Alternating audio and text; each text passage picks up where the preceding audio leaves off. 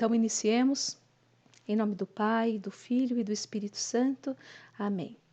Vinde, Espírito Santo, enchei os corações dos vossos fiéis e acendei neles o fogo do vosso amor. Enviai o vosso Espírito e tudo será criado e renovareis a face da terra. Oremos.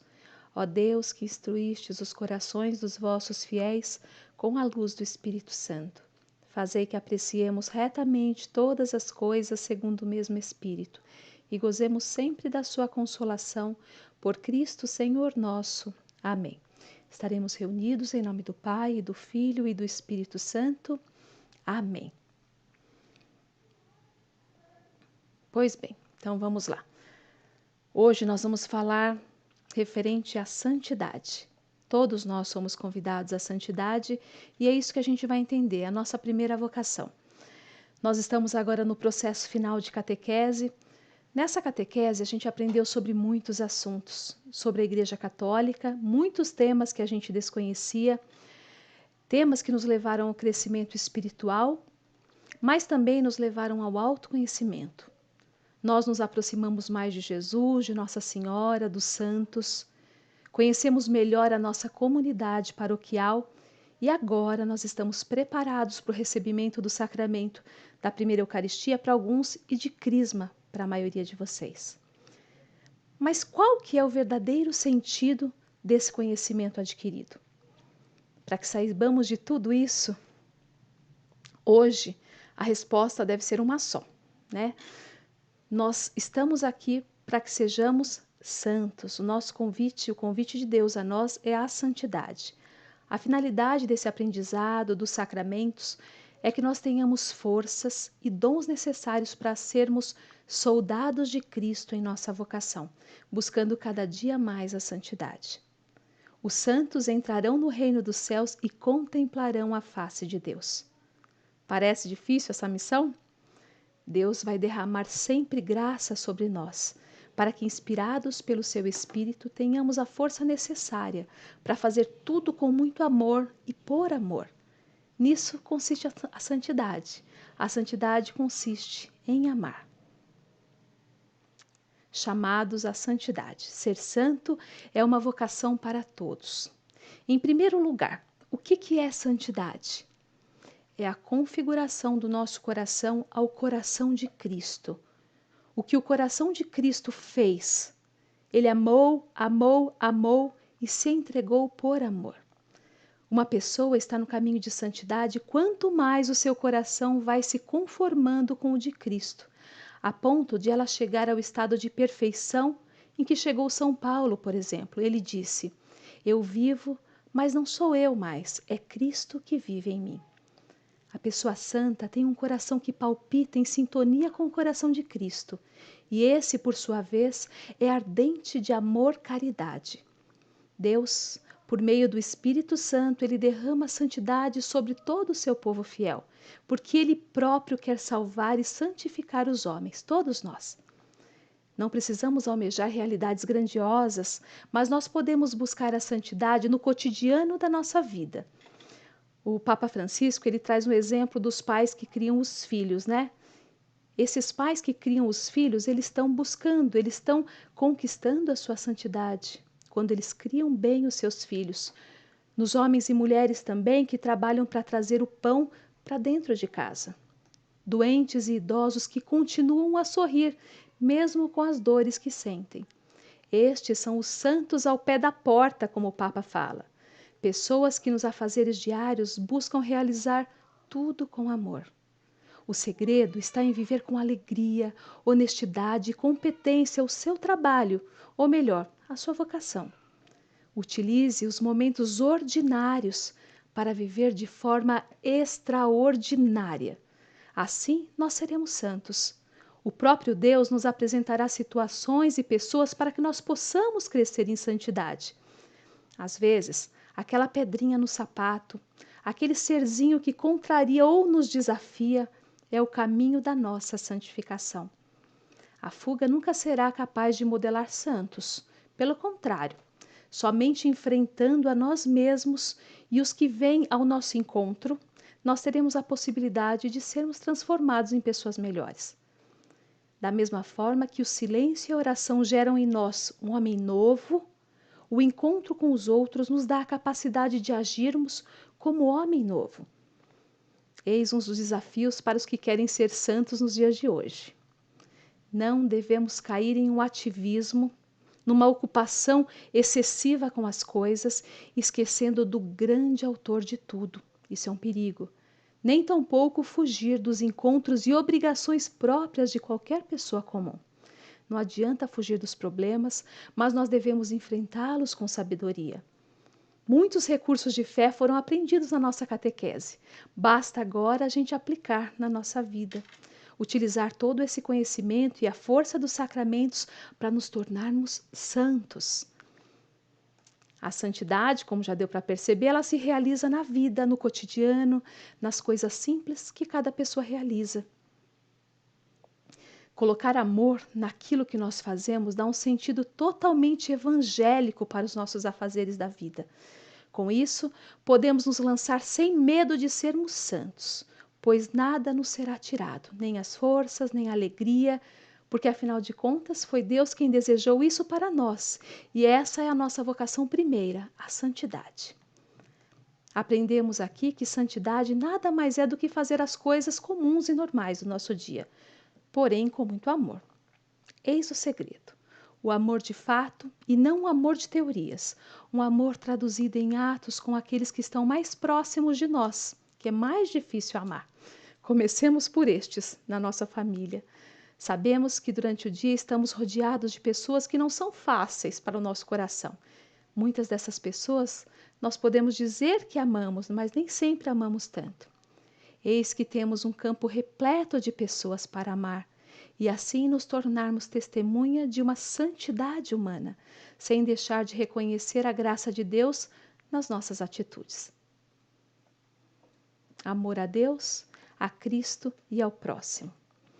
A vocação da santidade, ela está ligada diretamente ao sacramento do batismo. Todas as pessoas batizadas, elas são chamadas a se santificarem. Toda a ação da igreja, a nossa catequese, ela visa a santificação das vidas. Esse é o objetivo, inclusive, da nossa catequese de Crisma. Nós devemos saber que o pecado é o grande estorvo para a santificação. Buscar essa libertação é uma necessidade para que a vida seja mantida no processo de santificação. A pessoa santa nunca se considera santa, mas sabe que na sua imperfeição está um caminho aberto para Deus e por isso pede perdão pelas suas falhas e seus pecados através do sacramento da confissão. Procura praticar as virtudes de tal forma que elas se tornam forças santificadoras. Algumas pessoas passam pelo martírio do derramamento de sangue, como nós já vimos no encontro, mas a grande maioria vive seu martírio diário na vida em família e na sociedade. Por fim, existem muitas pessoas que oferecem de fato suas vidas em favor dos outros. Um jeito de oferecer a vida é amar o outro sem esperar recompensa. Quem espera reconhecimento ou recompensa vai se frustrar, uma vez que o elogio, o reconhecimento, ele pode não vir. A pessoa que está buscando a sua santidade de vida nunca fica esperando algo dos outros, mas é sempre ela a dar o primeiro passo. Existem muitos sinais de santidade no meio da vida humana. Hoje, os meios de comunicação, infelizmente, divulgam tragédias e muitos sofrimentos. Mas a gente pode ver que no meio dessas dores, a gente pode observar isso no meio de comunicação. Estão muitas pessoas com belos testemunhos de santidade. São pessoas de oração e de doação generosa da sua vida para ajudar o próximo. A salvação está disponível para todos. Por isso, né, como todos nós podemos ser santos, nós temos também o purgatório, né? Porque nós temos a oportunidade de nos purificar para entrar no céu. Então, a salvação, ela passa por esse processo de purificação, se necessário. Já a santidade é para poucas pessoas, porque o santo é aquele que viveu de tal forma a vida em Cristo que não precisa do remédio do purgatório e, ao morrer, ele vai direto para o céu. Essa passagem é muito bonita, né? Uma história que eu vou contar para vocês. Conta-se que um homem estava morrendo e começou a pedir a chave do céu. trouxeram imagens de santos, a Bíblia, mas ele continuava pedindo a chave do céu.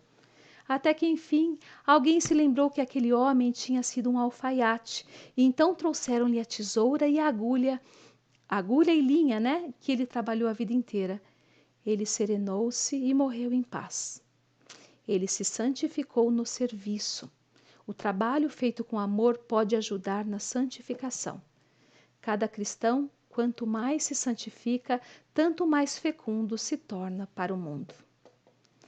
Agora então nós vamos ver um santo dos dias de hoje, que se contássemos, há tempos atrás não acreditaríamos, né? Santo dos nossos dias. Parece impossível, né, que nos dias atuais tenhamos tido um jovem que amou tanto nosso Senhor na Eucaristia, que se dedicou a mostrar ao mundo os milagres eucarísticos e toda a sua grandeza, que viveu uma vida santa, comungando diariamente, adorando nosso Senhor e confessando-se com frequência, mas que também brincou, sorriu, jogou videogame, futebol, usou calça jeans e tênis. Ele viveu pouco, mas o suficiente para se tornar eterno. Carlo Acutis. Nessa foto, nós temos o pequeno Carlo no dia mais importante da sua vida, o seu batismo. Carlo Acutis nasceu em Londres, na Inglaterra, no dia 3 de maio de 1991. Ele era filho de pais italianos, logo se mudou para a Itália, embora ele tenha nascido em Londres. Os primeiros dias da sua vida foram também os primeiros da sua jornada para Deus. Os pais eram de fé católica, porém não praticantes. Por isso, o André e a Antônia, que eram seus pais, eles não demoraram a providenciar o batismo para Carlo. Eles prepararam nessa ocasião um pequeno bolo em formato de cordeiro, como forma de agradecimento ao Senhor pela entrada do filho na comunidade cristã. Foi um símbolo profético. A exemplo do Cordeiro de Deus, o pequeno Acutis também se faria tudo para todos, a fim de completar na própria carne o que falta aos sofrimentos de Cristo pelo seu corpo, que é a Igreja. Crescendo em Milão, o pequeno Carlo demonstrou as virtudes cristãs desde a infância. Era uma criança alegre, de comportamento suave, que cativava a todos, inclusive a sua babá. O menino descobriu a fé através de uma babá polonesa, uma católica muito devota de São João Paulo II. A jovem se chamava Beata. Aos 3 anos de idade, o pequeno Carlo começou a pedir que ela o levasse à igreja para saudar Jesus e costumava pegar flores para levar à Virgem Maria. Aos 7 anos, pediu para receber a Eucaristia e fez a primeira comunhão. Recorda uma superiora do convento da Clausura de Perego, em Brianza, onde ele fez a primeira comunhão. Ela fala o seguinte, na primeira comunhão dele: tranquilo durante o tempo da missa, ele começou a dar sinais de impaciência quando se aproximava o momento de receber a Sagrada Comunhão. Com Jesus, já no coração, depois de um tempo, com a testa recolhida entre as mãos, ele começou a se mexer, um tanto agitado, como se não conseguisse ficar parado. Parecia que alguma coisa tinha acontecido com ele, essa coisa só era conhecida por ele, algo grandioso que ele não conseguia conter. Aos 12 anos de idade, a Santa Missa já era o bem mais precioso que ele tinha. Ele comungava diariamente. Tamanha espiritualidade chamava a atenção dos próximos, das pessoas mais próximas. Certa vez, ele preferiu participar de uma peregrinação a Assis, na Itália, do que visitar outros lugares para diversão, porque a sua família ela tinha recursos para isso. Tinha oferecido outros lugares, mas ele preferiu ir para Assis, na Itália, um lugar de peregrinação. O comportamento dele levava os parentes próximos a considerarem ele uma vítima dos pais. Mas não era nada disso. Como confidenciou uma vez ao seu diretor espiritual, poucos dias antes da sua derradeira Páscoa, da sua morte, Assis era o lugar onde ele mais se sentia feliz. Juntamente com Nossa Senhora de Fátima, São Francisco era o grande santo da sua devoção, principalmente por causa da sua pequenez e humildade. O que o fez viver com alegria até o fim foi o relacionamento que ele tinha com Cristo Eucarístico. do qual ele se nutriu todos os dias, e a adoração eucarística também, a qual ele se dedicava longo tempo. Pelas tardes, ele costumava sair para levar comida e bebida quente às pessoas em situação de rua. Seu exemplo converteu um funcionário da sua família, que era hindu, foi convertido para o catolicismo. A mãe relatou que Carlos servia na mesa dos pobres, que é uma instituição das irmãs da Madre Teresa de Calcutá, em Bádio, e também nos Capuchinhos, onde ele servia como voluntário. Vibrante, apaixonado pela vida, ele tinha no apostolado o fim último de toda a sua ação. Ele entendeu desde cedo o chamado universal à santidade. Daí a disponibilidade para todos, fazendo-se amigo de todos. A mãe relatou que poucos dias antes do funeral, ao amanhecer, ela foi acordada por uma voz. Ele já tinha morrido, a mãe foi acordada por uma voz que dizia: testamento. Ela fez uma revisão, uma busca no quarto dele, ela estava pensando que ia encontrar alguma coisa escrita. Nada. Aí ela ligou o computador, que era o instrumento que ele preferia. Na área de trabalho havia um pequeno vídeo gravado por ele, mesmo em Assis, foi gravado em Assis 3 meses antes. Ela não tinha assistido ainda. E nesse vídeo ele falava: quando eu pesar 70 quilos, estou destinado a morrer. Ele já tinha previsto a sua morte. Ele rezava o rosário, o terço, todos os dias. No Instituto Liceu Clássico Leão XIII, onde ele começou o ensino médio, ele desenvolveu a sua paixão por computadores. Era um homem moderno, um garoto moderno dos nossos tempos. Carlo, ele criou um site maravilhoso dedicado aos milagres eucarísticos e à vida dos santos. Ele falava o seguinte, decidi ajudá-los compartilhando algum dos meus segredos mais especiais para aqueles que desejam rapidamente alcançar a meta da santidade. Ele recomendava: peça ao seu anjo da guarda para ajudá-lo continuamente, de modo que ele se torne seu melhor amigo. Em 2006, com apenas 15 anos, Carlo Acutis descobriu uma doença grave, a leucemia. Ela primeiro foi confundida com uma doença inofensiva, uma cachumba, mas o mal acabou se alastrando rapidamente, mesmo com vários tratamentos, porque sua família tinha vários recursos, muito recurso para isso. Mas essa morte, ela veio de forma inesperada em apenas um mês. Às 6h45 da manhã do dia 12 de outubro de 2006, o Senhor leva Carlo para a vida eterna. Perto de falecer, ele confidenciou aos seus pais: ofereço todos os sofrimentos dessa minha partida ao Senhor, ao Papa e à Igreja, para não fazer o purgatório e para ir direto ao paraíso. Isso ele conseguiu. Um amigo fala da sua aproximação à fé depois da morte de Carlo. No enterro haviam vários imigrantes, alguns muçulmanos e hinduístas. Eu acho que Carlos tinha conhecido nos seus passeios de bicicleta pelo bairro, quando ele parava para conversar com os porteiros, quase todos estrangeiros. Perto da nossa casa havia um sem-teto. Carlos sempre levava comida para ele. Uma vez, ele deu um saco de dormir para um idoso que dormia numa caixa de papelão. Ele doava todos seus recursos, a sua mesada, para os frades capuchinhos. A mãe fala que ele era muito austero. Uma vez, ele não gostou nem um pouco quando ela comprou um par de sapato que ele achou supérfluo. Ele treinava a força de vontade e dizia que o problema é motivar a vontade. A única coisa que nós temos que pedir a Deus na oração é a vontade de ser santos.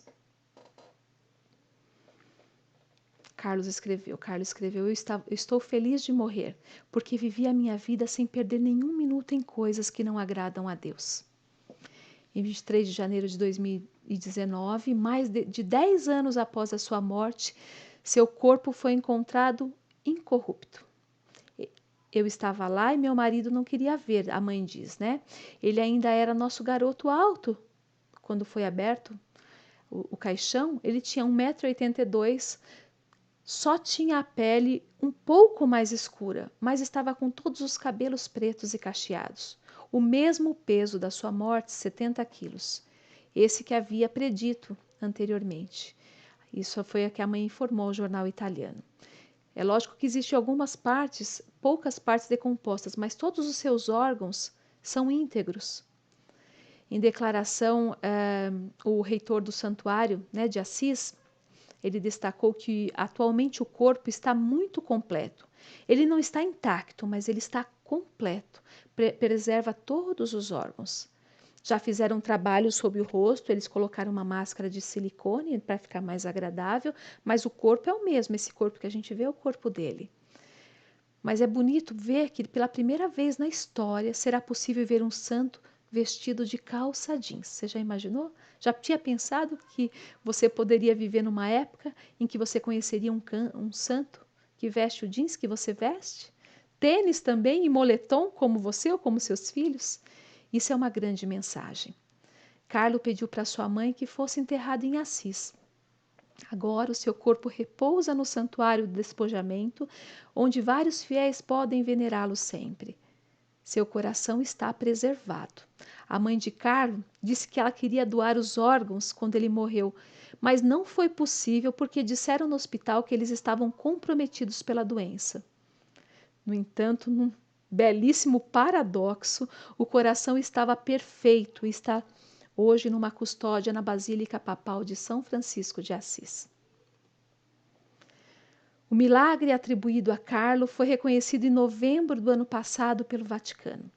A investigação que levou o jovem italiano à beatificação durou 5 anos, desde que a cura do menino grandense de Campo Grande, aqui no Brasil, no estado de Campo Grande, Mato Grosso, Campo Grande, Mato Grosso do Sul. Matheus Viana, ele foi comprovado através de exames médicos em 2014. Em 2018, o jovem já havia sido declarado venerável pelo Papa Francisco. Matheus hoje tem 10 anos. Ele foi diagnosticado com uma doença aos 2 anos. Como nenhuma comida parava no estômago, o menino vomitava o tempo todo e podia se alimentar apenas de líquidos. Isso fez com que ele perdesse muito peso e pouco desenvolvimento para a idade dele. Após ter o filho desenganado por médicos, a mãe de Matheus, Luciana Lins Viana, de 40 anos, frequentadora da paróquia São Sebastião, começou a rezar constantemente para Carlo Acutis, porque ela tinha uma relíquia de Carlo Acutis e ela rezou, né, pela intercessão de Carlo Acutis, que era apenas venerável, mas ele não era beato. E aí ela pediu a cura do menino e o seu filho foi curado pela intercessão dele. Então é esse milagre que levou à beatificação de Carlo Acutis. Milagre brasileiro. O italiano Carlo Acutis se tornará o primeiro influencer em questões religiosas a se tornar santo. Esperamos, né? Esse processo tá continuando. Dia 10 de outubro, a igreja beatificou Carlo Acutis numa cerimônia solene. Aconteceu na Basílica de São Francisco de Assis, na presença da família do jovem. Que lindo, hein? A família presente. Nossa, na beatificação do filho. Foi transmitida ao vivo pela internet.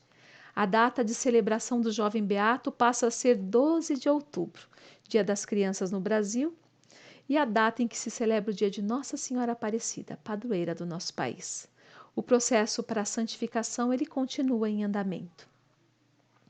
Hoje, graças à exposição virtual sobre os milagres eucarísticos, criada por iniciativa dele, exclusivamente dele, existe um site chamado www.miraculieucaristice.org. É a sua herança espiritual, ela está presente no mundo todo, das Filipinas até o Cabo Verde, do Brasil até a China. É um exemplo atual de que todos nós, crianças, jovens, adultos, idosos, somos verdadeiramente chamados à santidade. Carlo Acutis, rogai por nós. E assim nós terminamos o nosso encontro de hoje. Vamos finalizar com a nossa oração. Rezemos então um Pai Nosso e uma Ave Maria, pela intercessão, pela paz mundial, de forma especial por todos os crismandos, né, que estão encerrando o seu processo de aprendizagem, para que Carlo Acutis seja um intercessor nas suas vidas, para que ele interceda pela santidade de cada um. Pai nosso que estais no céu, santificado seja o vosso nome. Venha a nós o vosso reino, seja feita a vossa vontade, assim na terra como no céu. O pão nosso de cada dia nos dai hoje, perdoai-nos as nossas ofensas, assim como nós perdoamos a quem nos tem ofendido. E não nos deixeis cair em tentação, mas livrai-nos do mal. Amém. Ave Maria, cheia de graça, o Senhor é convosco. Bendita sois vós entre as mulheres, e bendito é o fruto do vosso ventre, Jesus. Santa Maria, Mãe de Deus, rogai por nós, pecadores, agora e na hora de nossa morte. Amém. Estivemos reunidos e permaneceremos. Em nome do Pai, do Filho e do Espírito Santo. Amém.